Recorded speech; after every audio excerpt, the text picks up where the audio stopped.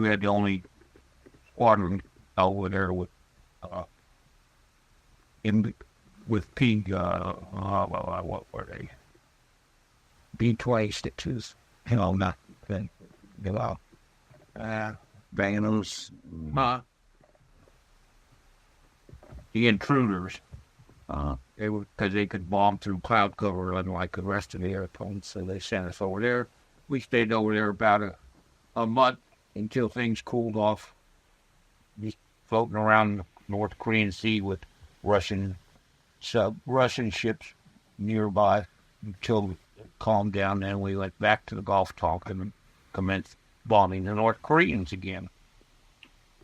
That's about it. All right. North Koreans or North Vietnamese? Well, we'd come back to bomb the North Vietnamese, but we would have bombed the North Koreans had something happen.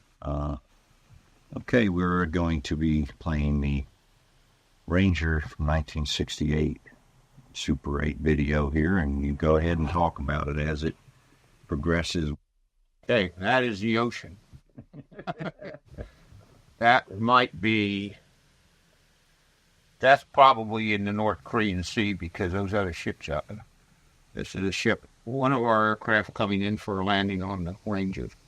I can't tell what. There were 2 fighter squadrons. Unless I see the sides of it, I don't know whether it was ours or the other. And we had Fighter Squadron 154, and I was in Fighter Squadron 21. Yeah, those were the Russian ships that were following us around. One of our helicopters coming in. Well, we always had one in the air, one during flight ops in case somebody went in the soup. That's another one. Comes another Phantom in for a landing. So far, so good. Making a lot of smoke, but back in them days, we didn't have all the way with environmentalists worrying about the smoke. Now, this is that was an H-4 Skyhawk, or Sky Raider, I can't remember. Skyhawk, say they call. That's the Russian ships again. They stayed all around us. There's the A6, or A7s. There's our ship. That's First Squadron, Fighter Squadron 21. That's an A4. Another A4. We had 2 squadrons of those on the ship as well. They're fighter bombers. That's the A7 that superseded the F-8Us. It was looked a lot like the F-8 Crusaders, but it was a different, more modern and smaller version. Then a couple ships to another A4 landing, catching the wire. There's an A6 intruder. That's what got us in the North Korean Sea. Then, other than that, was the other squadron, Fighter Squadron 154. 154. We let them come in when they wanted to. A6 that missed the hook, obviously. That has A3s. They actually were bombers years ago, and then these are all used for aerial refueling. A3Ds, I can't remember. Air Force had a different name for them. B-26, I don't remember. B something or others. That's the Russian cruiser or destroyer off there keep watching us watch them. They stayed there pretty much with their guns aimed at us the whole time. That's the one the F-4s used to fly over supersonic? No, they wouldn't do it supersonic, but they'd fly over them and go straight up above them, aggravate them. We didn't do it so much to them, but we had these Russian crawlers, they called them, that were spy ships that they followed us all the time, even in the Gulf Talk. We aggravated them all the time. That comes with F-4 doing a fast flyover. He's probably aggravating the ship. He's definitely not coming in for a landing at that speed. Actually, that's a Yeah, actually have four. The other one, this may be some Vietnam shots now. It's hard to tell, the water looks the same all over. No, I wouldn't be showing, there wouldn't be ships off the side of us like that. In Vietnam, we had a couple of destroyer escorts, and the only other time you saw ships, if a supply ship came around, oh, look, it's the Blue Rangers. They're helicopters. They were called Angels. They always were out when he had flight operations to pick up people that had to eject to fell in the ocean or something. Yeah, that's for sure a bridge. A Russian one, because they were all white like that. That's a picture out of the elevator door on the side of it. Angels.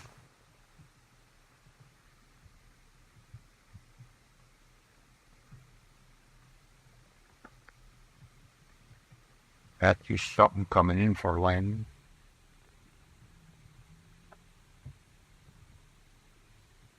Water looks cold, doesn't it? Yeah, there's this picture from the elevator looking up on the side of the ship. And some kind of a whaleboat. They might launch someday. That's a sponsor on the side of the ship. So we'll go out there and watch the water go by. Smoke cigarettes when you aren't supposed to be smoking. When they had lights of no smoking while they were loading ammo or fuel on the ship. Nobody paid a whole lot of attention to it. That's the 5-inch guns on the side of the ship, which now are probably antiques. Okay, the second one is Army Super 8 Vietnam 1972. So what are we going to be seeing here? We're going to be seeing pictures of ground. Actually, these I'm sure are all done in Vinh Long, which was the last place I was stationed for. I went home in Vietnam in the Army, and I was in the seventh or the first Cav in the Delta Company, which was one of the few ground units in that part. This was down near the Delta area of Vietnam, South Vietnam. Not very many mountains and stuff, mostly rubber tree plantations and swamps. So we basically had ship helicopters and stuff in the battalion, but we were the only ground unit that went out and did ambushes and picked up people that got shot at and sent out when they needed assistance on the ground. And we also escorted convoys with jeeps, which is that I was a sergeant in charge of the jeep convoy unit. And this first, you want me to go on? No, I mean, tell as much as you want to. Well, this first picture is outside the perimeter of the Vinh Long base. The town of Vinh Long was maybe 5 miles from the base.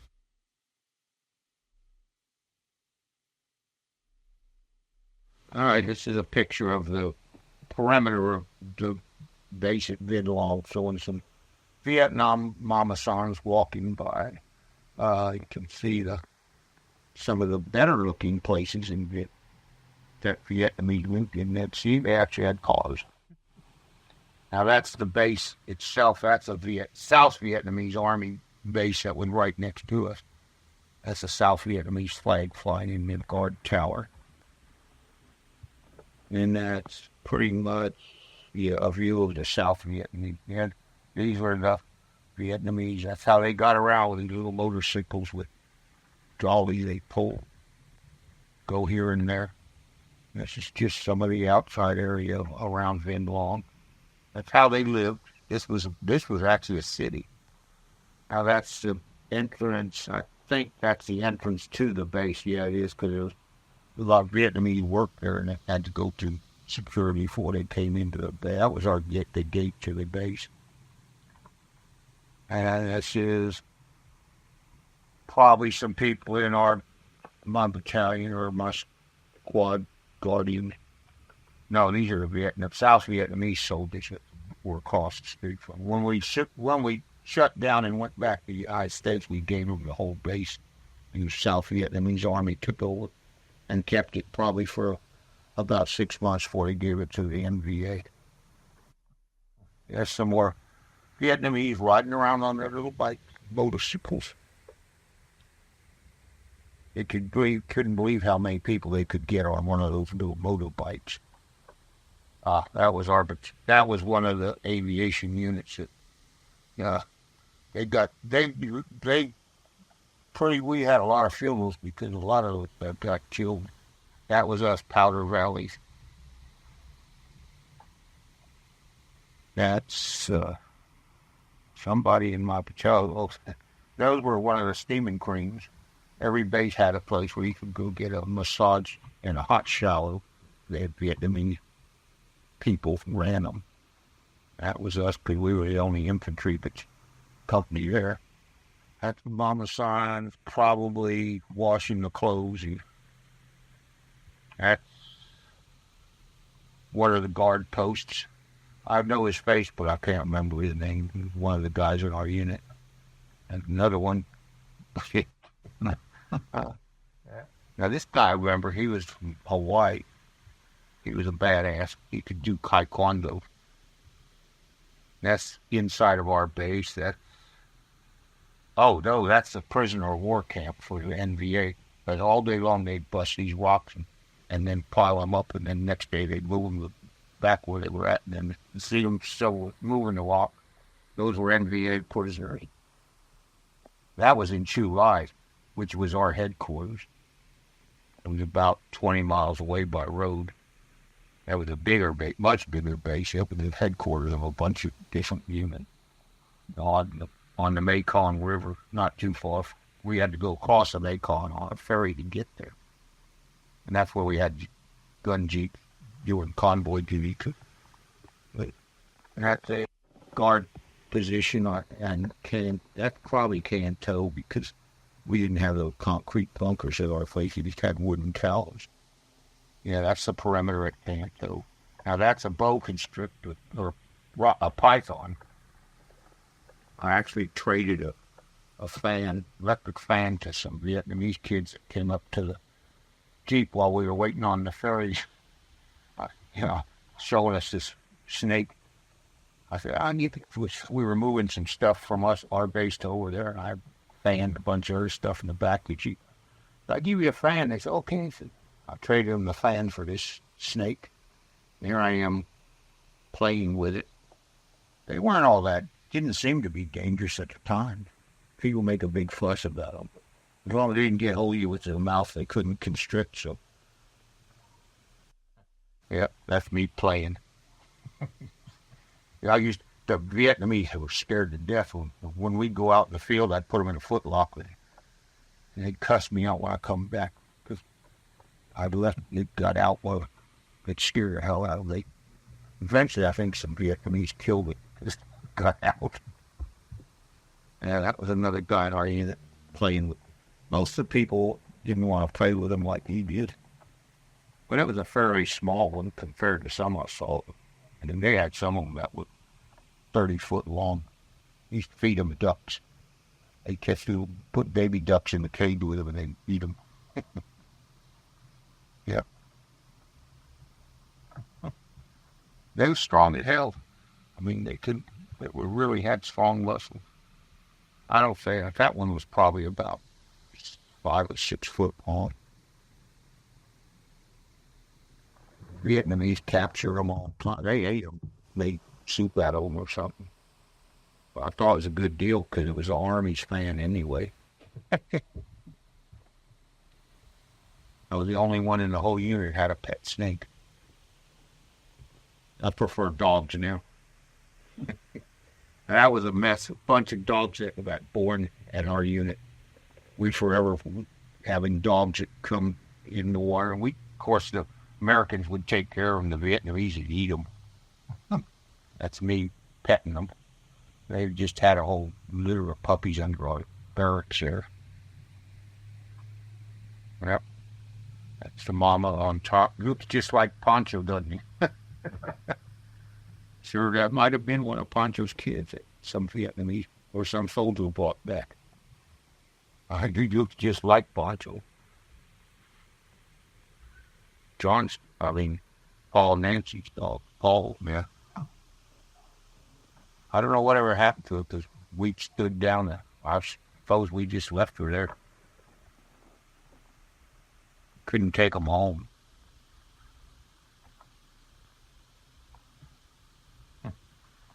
That's funny to see that picture.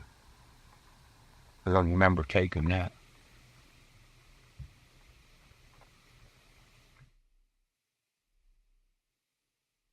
There's a Chinook carrying in a broken up Huey. I've actually seen them with a Huey underneath, and underneath them an OV-1 or a scout helicopter. They carry one on top and then one. And then I've seen and we had those great big sky cranes that would bring in. It could carry the Chinook, and the Chinook would carry those big sky cranes could carry some weight. That's an aerial view of probably pretty good size. Might even be outskirts of Saigon. But I don't know. Bomb craters, they were everywhere. Of course. That's just probably in the helicopter video or in another helicopter. That's why it's bouncing around. Those are all bomb craters. That was probably around the perimeter of our base. Although I couldn't say for sure. It all looked the same from the sky. That's fires at something. Yeah, somebody done a fire mission. Was still burning. Probably artillery fire. Max sitting in the door of the Huey going somewhere. Got a gun barrel on the right. Oh, yeah. And either a 50 or a M60s. Some of them had 150 and an M60. Some of them had two M60s. Some of them had 250s. Some of them had Gatling guns when they came out. And some of them had the automatic grenade launchers. Were like a huge revolver shot, 40mm grenade. Now that's a bridge. That's probably around Saigon somewhere. And that's Canto. Probably Canto, the place. No, that was Vin Long. That's coming in for a landing there, where we would at. Nope, sorry. That's got to be Saigon with that big ship out there. So that's probably when we've gone in the way. And that's a 50 M60 with the helicopter grip on the back. Yeah, that's coming into Tonks New Air Base, Bin Long, where that was a big Army base. We escort convoys there and back. We have 3 or 4 gun jeeps with M60s, and then we always had a helicopter over the top of us. And we always went as fast as we could. Never stopped for anybody.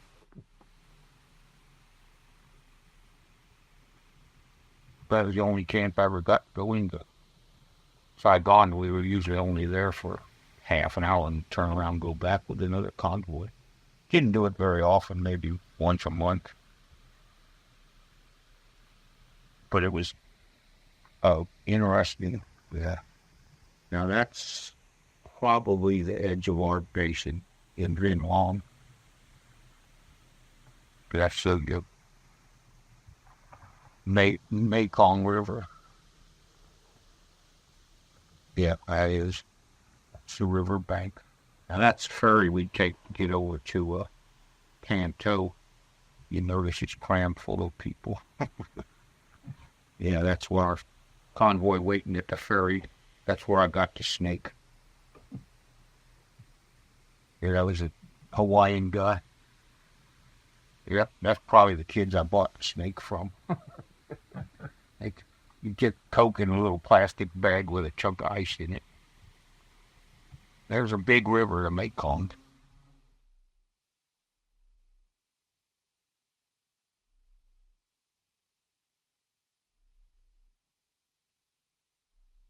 That ferry going across. That's one of our gun jeeps. Yeah, that's a big thing that people like to do in the military. Shoot birds.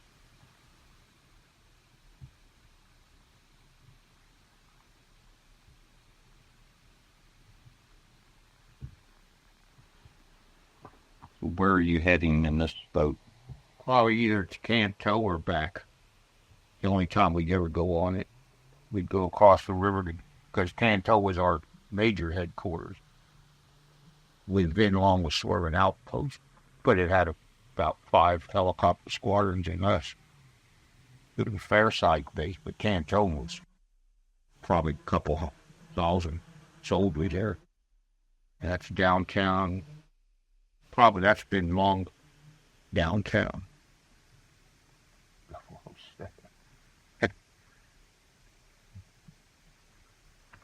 That was typical of most Vietnamese cities. Well, that's me and the Hawaiian guy and then my driver and a mama son or maybe a hooker. Then there may be a hooker for sure. Come from the nightclub. He love you long time, no shit, GI.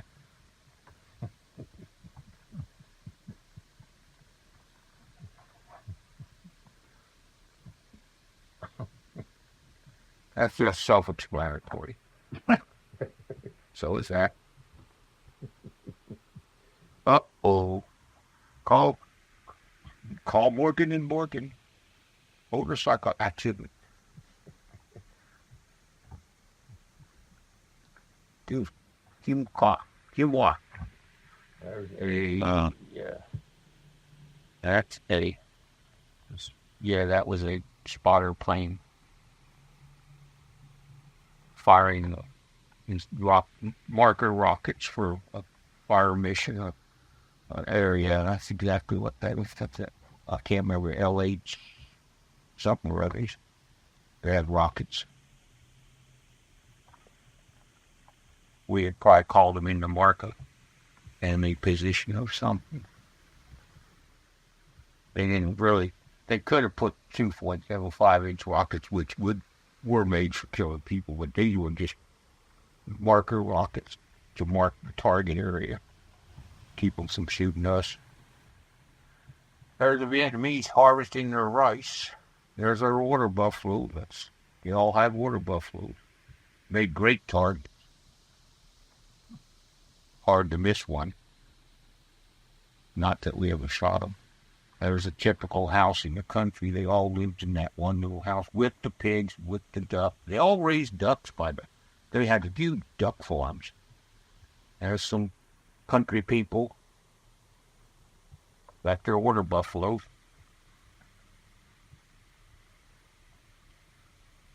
That was their transportation and their work. Now see, there's a whole duck. That's a duck farm. And that's a rice paddy. They raised these ducks. They love to eat ducks. You can see there's thousands of them in there. And the rice paddies are made drain them when it's time to harvest. And the ducks would go elsewhere. But they had these little kids would herd them.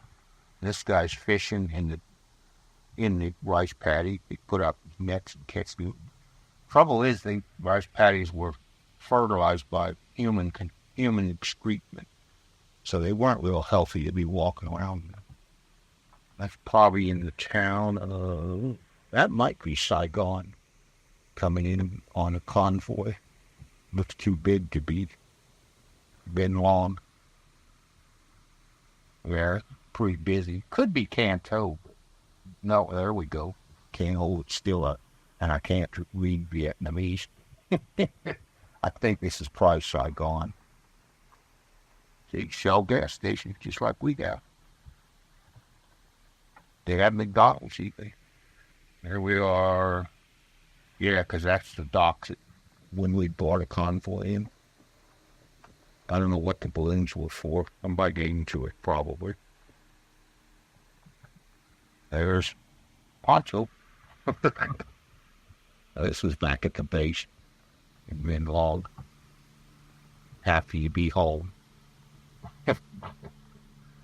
There's me again. I need a haircut. Our gun sheep. Getting them ready to go or coming back. Everyday Vietnamese on their bikes. A Buddhist temple or whatever they were celebrating. I think they were Buddhists. And that's probably Saigon. That doesn't know where else would have had a temple that big. And that much electric water. Yeah. This is typical Saigon. Oh. An Americanized Vietnamese woman. Mini skirt. Probably belongs to some offshore. Another temple. Yeah, we're coming into Saigon or leaving one of the two. It's actually a pretty nice city, just crowded. I expect it's even better now that the NVA, or North Vietnam Unions took it over.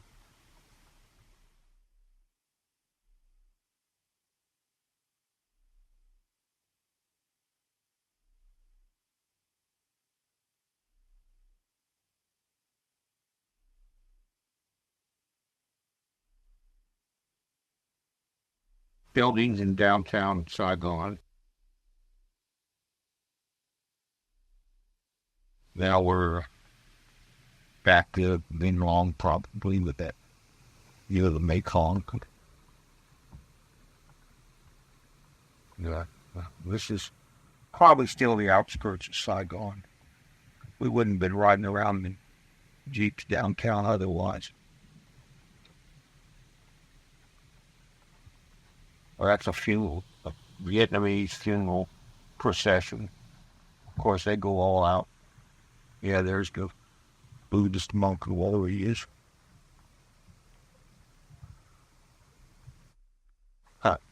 Yeah, must have been a real high value person. Pay him all that attention. Yeah, a funeral procession. And that's the temple. Yeah, this is definitely Saigon. They had some really colorful ones. Now that's either leaving or coming back. Yeah, probably going back. I don't see any trucks behind that. Is that a convoy or just a jeep? And it was us returning for the convoy. There's that's probably a few that got shot down.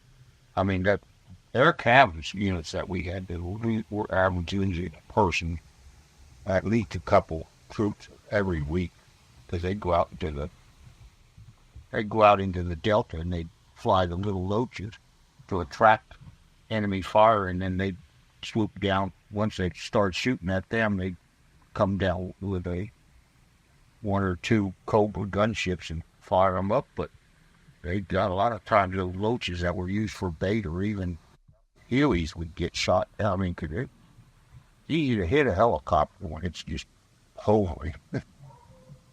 And that was the purpose, was to draw fire from the enemy. A lot of times when they were drawing fire, it killed them. We lost a good many of the air cab people in the kind of mission.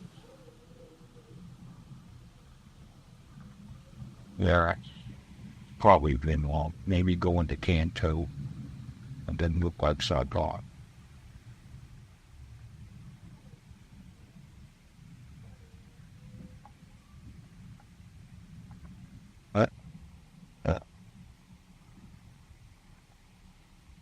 So these were actually good, decent roads in that part of Vietnam. I wish I had a movie camera where we got one out up north in the 101st and in America when I was out in the jungle and stuff. But I wasn't about to carry a camera around. I had enough weight. And even in this unit, when we were out in the field, I didn't carry a camera. Didn't have enough room to put it. I don't even remember having a movie camera. I don't remember that. I don't remember why I had it or where I got it. Probably traded something for it. Or bought it at the PX for almost nothing. The area around the camp of Round Long. So that was your base, Bin Laden, primarily? When I was in the 1st Aviation Brigade. Then where were you based when you went up north? Huh? Where were you based later? That was the last place. I was in the Marical first in July, which is in the Central Highlands, in the